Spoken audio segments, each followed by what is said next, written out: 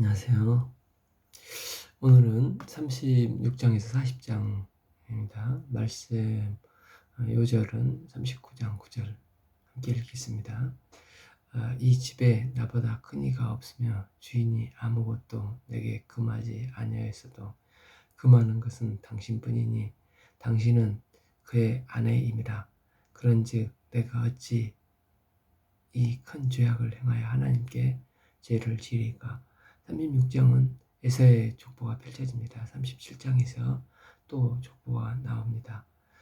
족보는 물론 다른 역할도 있지만 단락을 구분하는 센터 역할을 하고 있는 것을 볼 수 있습니다.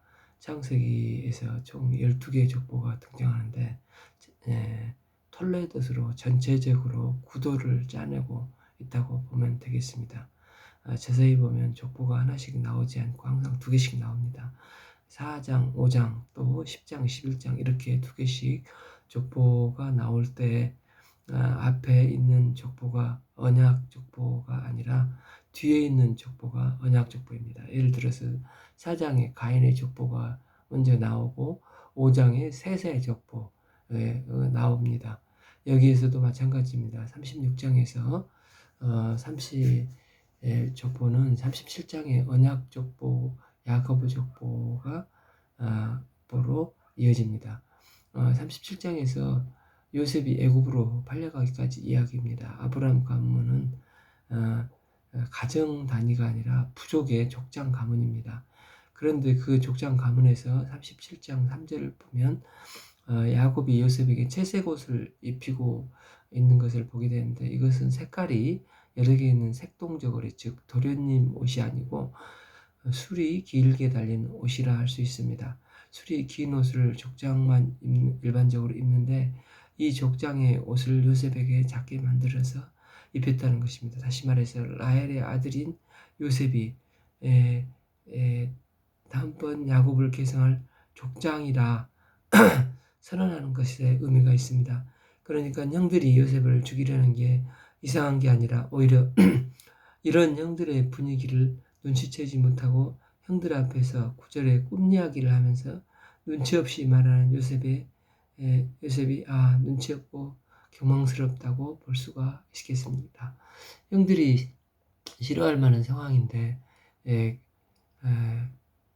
그러다가 이 큰 사건이 발생했습니다. 형들이 양을 치러 갔는데 당신은 양을 치는 것은 풀을 먹이면서 이동을 하는 식이다 보니까 그냥 가까운 데서 먹이는 게 아니라 넓은 범위로 이동을 합니다. 형들이 12절에 세겜에 가서 양을 친다는 얘기를 듣게 됩니다.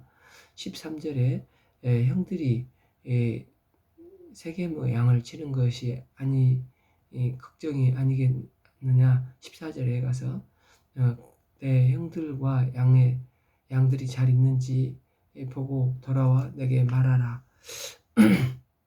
무슨 말이냐면 내 형제와 양떼들이 잘 있는지 모른다, 좀 걱정이 된다고 합니다. 왜 그렇습니까? 34장에서 세겜이라는 곳에서 특별한 이야기가 하나 있었습니다.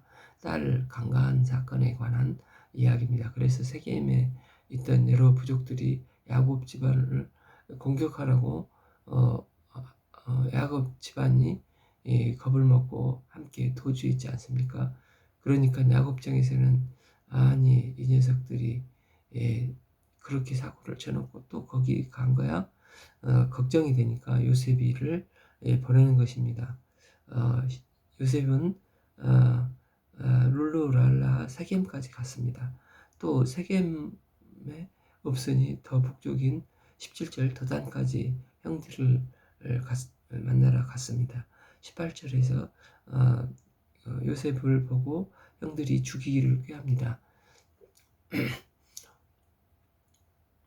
21절에 큰아들 루벤이 요셉을 죽이지 않으려고 22절 그냥 구덩이에 던지고 손을 대지 말자고 요셉을 꺼내주자고 하였습니다. 나중에 그런데 루벤이 잠시 자리를 비운 사이에 또 큰압, 이번에는 유다가 26절 우리가 우리 동생을 죽이고 그 피를 덮어둔들 무엇이 유익할까 하면서 나름대로 살려보려고 차라리 우리가 돈을 받고 팔자 하면서 유다의 제안을 로 28절 요셉이 미디안 사람들의 노예로 팔려 애굽으로 가게 됩니다.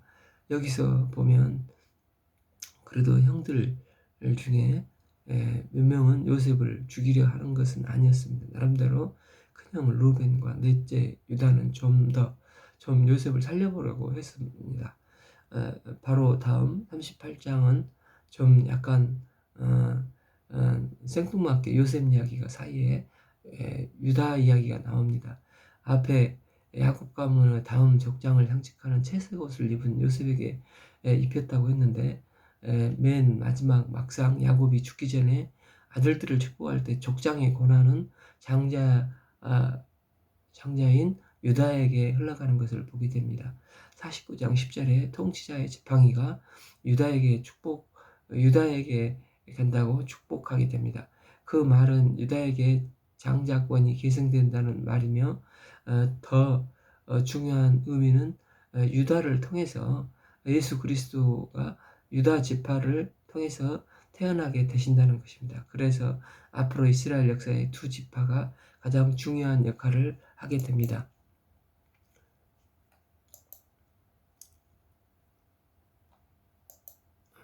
그 지파가 바로 요셉 지파와 에브라임과 므낫세 지파입니다. 민수기에 보면 각 지파별 인구수가 나오는데 다른 지파는 보통 3, 4만 명입니다. 커야 많아야 4만 명인데 유다 지파는 7만 명이 됩니다. 요셉 지파도 므낫세, 에브라임 합해서 그 정도 됩니다. 그래서 두 지파의 조상이자 그리고 실제 구약의 리더십이라고 할 수 있는 조상이 유다 지파와 요셉 지파 중에서 대표적인 에브라임 지파의 리더십이라고 할 수가 있습니다. 무엇보다도 가장 하나님을 신실하게 따르려고 했던 두 사람이 유다와 요셉이라 할 수 있습니다. 장자인 르우벤은 36장 22절에서 그 아비의 첩 비라와 동치마에서 리더십에서 탈락되는 것 같습니다. 이 유다의 또 이야기가 재미있습니다. 유다는 38장 3, 4, 5절을 보면 엘과 오난과 셀이라는 아들이 있었습니다.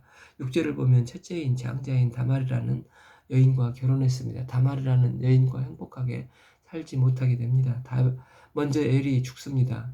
7절을 보면은 하나님 앞에서 악을 행하였다고 말씀하고 있습니다. 그러면 아들이 없이 죽었기 때문에 이 상태로 엘이 가지고 있는 재산을 소유할 수 없습니다.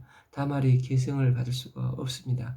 그러니까 이런 여인들을 보호하기 위해서 형사치수제라고 해서 동생과 결혼을 시킵니다. 그래서 동생이 아들을 낳으면 동생의 아들이 아니라 형의 아들로 쳐서 형의 유산을 아들이 상속받게 되는 것입니다. 일종의 여인을 보호하기 위한 법이라고 할 수 있습니다. 그래서 8절을 보면 둘째 오난과 결혼을 시켰습니다.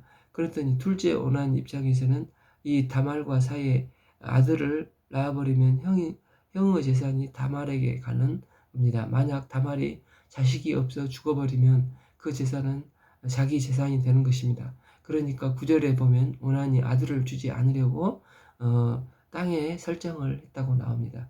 10절에서 하나님께서 그 악한 모습을 보시고 둘째 오난도 죽이셨습니다.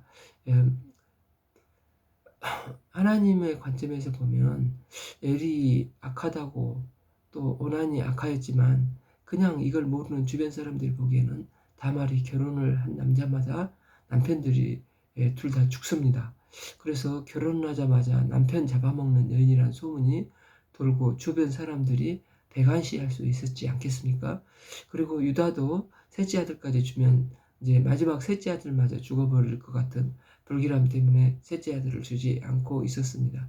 그랬더니 이 여인이 정말 극단적인 방법을 선택하게 됩니다.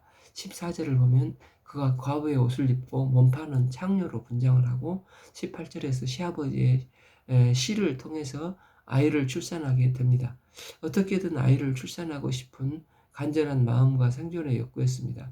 24절에 율법상 이 일은 당시 풍습으로도 남편이 없는데 임신을 했으니까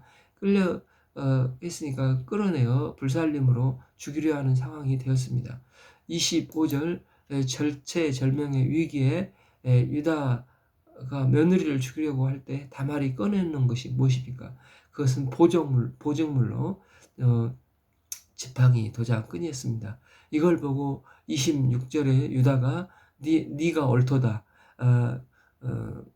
의롭다라고 말합니다. 이때 25절에서 보증물이라는 단어가 나오는데, 이 보증물이라는 단어가 히브리어로 알라본이라고 합니다. 흥미로운 것은 사도 바울이 신약 성경에서 알라본이라는 단어를 썼다는 것입니다. 신약 성경은 히브리어가 아니라 헬라어로 기록됐습니다. 바울은 그런데 히브리어 알라본을 갑자기 쓰다가 갖다가 쓰고 있습니다. 이게 언제 나오냐면 성령님을 말할 때 성령께서 우리 보증이 되신다 이렇게 말씀하실 때 알라본을 쓰고 있습니다.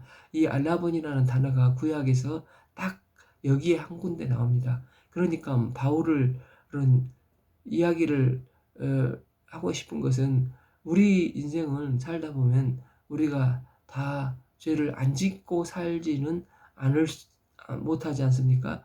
아무리 선하다고 해도 죄 안 짓고 살 수는 없습니다. 우리가 언젠가 전혀 죄가 없으시고 거룩하신 하나님 앞에서 다말처럼 누구나 영원한 심판대 앞에 설날이 올 것입니다. 하지만 그때 우리 안에 계신 성령님께서 마치 다말이 가지고 있었던 알라본처럼 예수님의 십자가의 보혈의 피로 우리의 알라본이 되어주셔서 보증을 서주시는 것입니다. 이 사람은 예수님의 피로 구원을 받은 의인입니다. 이 사람이 죄를 지었고 이 사람이 의롭지 못한 것은 사실이지만 이 사람은 예수님의 십자가로 깨끗이 사함을 받은 거룩한 의인이 되었습니다. 성령께서 우리를 보증해 주시는 것입니다.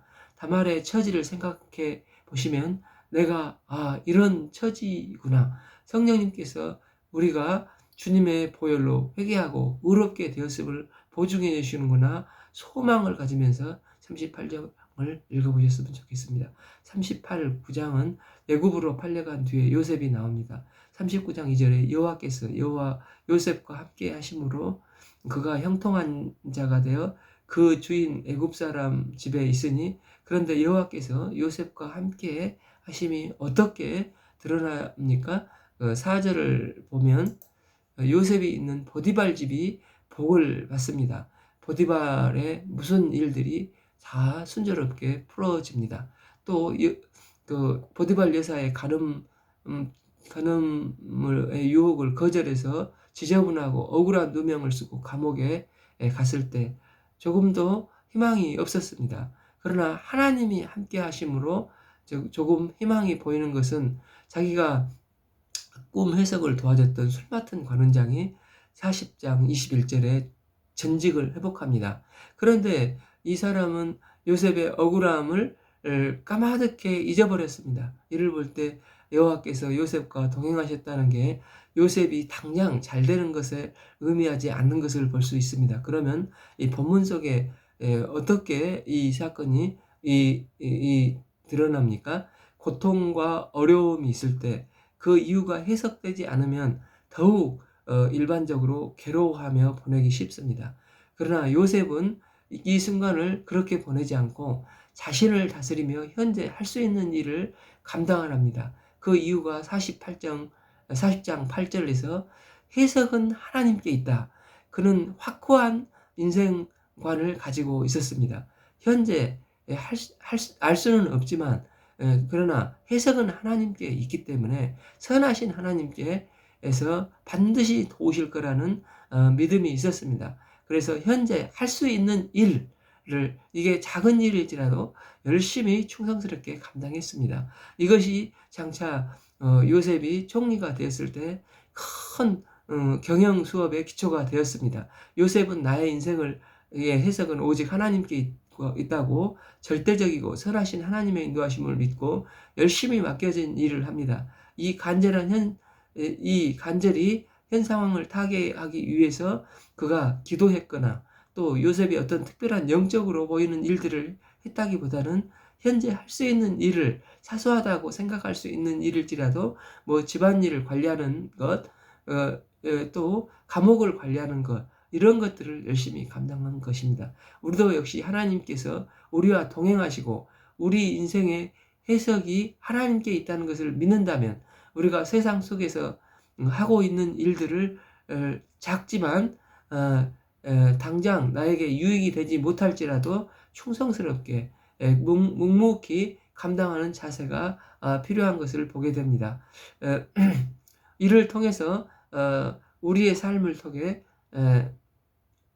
다른 사람이 하나님의 동행하심을 느낄 수가 있을 것입니다. 이것이 하나님의 동행하시며 형통함이라고 볼 수 있습니다. 오늘은 36장에서 40장까지 읽겠습니다. 감사합니다.